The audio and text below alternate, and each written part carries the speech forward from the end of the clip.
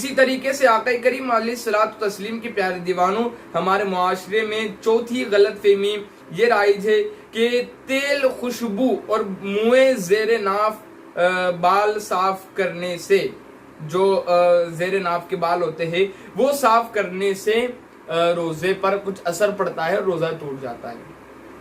تیل لگانے سے، اگر سر پر تیل لگا رہے ہو آپ، اس سے روزہ نہیں ٹوٹتا۔ سرما اگر آنکھ میں لگا رہے ہو، اگر اس کا جو تو ٹیسٹ آپ کو حلق میں معلوم پڑ رہا ہے، اس کا رنگ بھی حلق میں آ گیا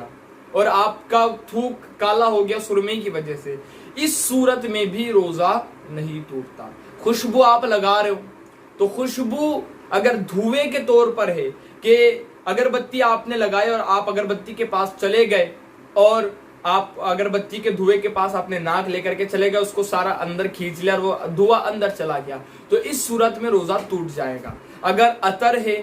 تو عطر آپ لگا رہے ہو تو اس کی خوشبو سے روزے پر کوئی اثر نہیں پڑتا۔ اسی طریقے سے تیل سرما لگانے سے بھی روزہ نہیں ٹوٹتا۔ اسی طریقے سے زیر ناف کے بال صاف کرنے سے بھی روزہ نہیں ٹوٹتا۔ آقا کریم صلی اللہ تعالی علیہ وسلم کے پیارے دیوانوں، اچھا اس کے اندر سرمے کا جو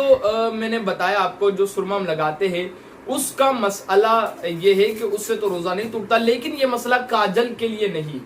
بلکہ کاجل سے پرہیز کرنا چاہیے۔